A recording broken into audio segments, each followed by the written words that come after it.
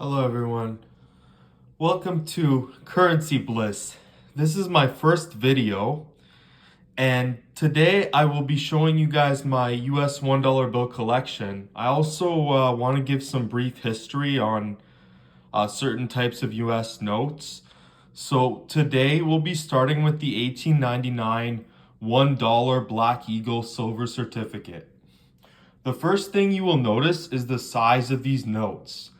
The sizing of US large currency notes was considerably larger than the notes that are in circulation today by a whopping 30%. You'll also notice the blue seal, which signifies that it is $1 silver dollar, payable to the bearer on demand. The note features a bald eagle and famous presidents Lincoln and Grant. The note was part of a series of notes that aimed to distinguish or reflect the country's economic stability at the time. This particular series of notes was released to replace the educational series. It was printed from 1899 to 1920. So you can see the reverse right now while I talk about the history of silver certificates.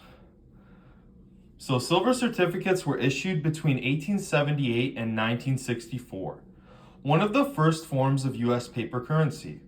Silver certificates were redeemable for dollar silver coins, making them have appeal to the public. For a short period, silver bullion was exchangeable as well.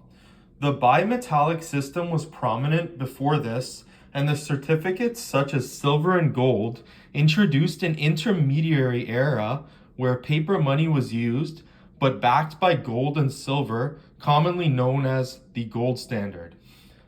So the US Currency Auctions website lists this item in fine to extra fine condition to be 45 to 150 USD, and in uncirculated condition to be 200 plus dollars.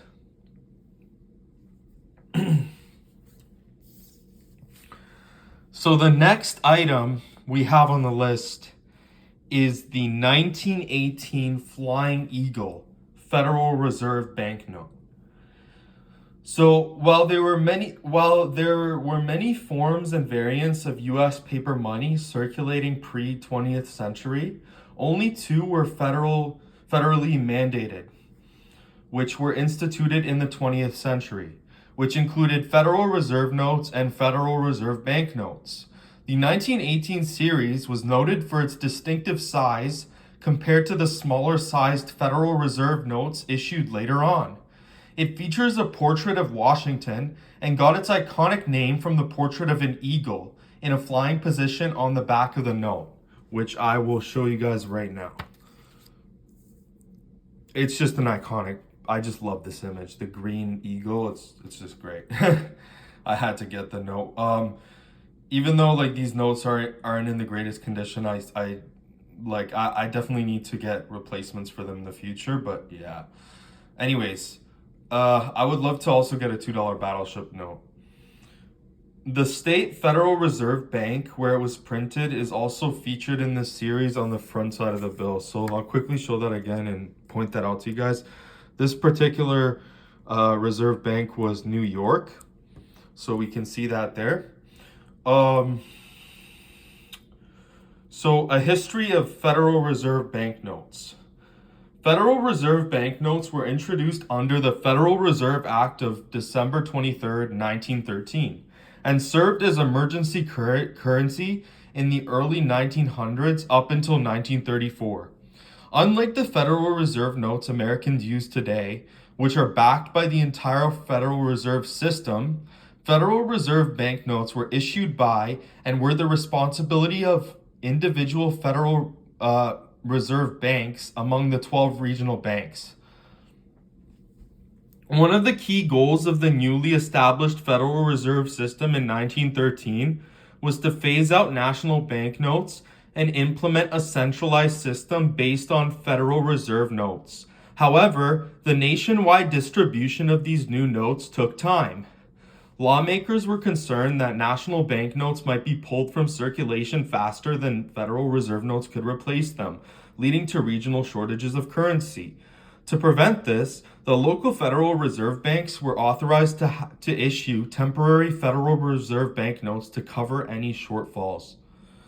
So the US currency auctions list this particular $1 Federal Reserve banknote to be from F to fine to extremely fine condition to be $60 to $125 USD.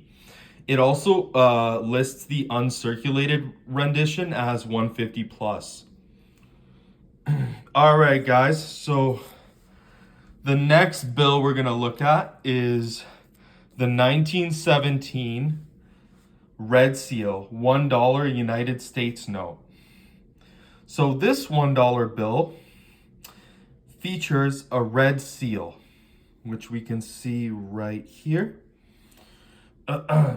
demonstrating the emergency vibe and the grave importance United States notes in general represented. So we're going to talk about that later. But George Washington is seen on the obverse, or the front of the note, and we have a neat counterfeiting clause on the back, which I always kind of thought was neat. This one is in really rough shape too, but yeah, definitely get a better one soon. United States notes history. So United States notes, also known as legal tender notes, were first issued during the Civil War under the Legal Tender Act of 1862 to help finance the Union war effort. Unlike gold or silver certificates, they were not backed by precious metals, but were declared legal tender by the government for all debts, public and private. They were issued directly by the U.S. Treasury rather than a central bank and became the first widely circulated paper money in the U.S. Over time, they were gradually replaced by other forms of currency, especially Federal Reserve notes. The issuance of United States notes ended in 1971, but they remain legal tender, though they're rarely seen in circulation today. So for this one, U.S. currency auctions list this item to be 75 to 150 USD in fine to extremely fine condition. The uncirculated range can be anywhere from 350 plus. The next example we have is the 1923 Horse Silver Certificate $1 horse blanket note. So for this one, we're looking at, this is the 1923 $1 silver certificate, often called a horse blanket because of how big it is compared to today's money. It is one of the last large-size $1 bills the US ever made. In the middle, you've got a portrait of George Washington. The design is pretty simple compared to earlier notes, but it still has that classic old school look. It says silver certificate across the top.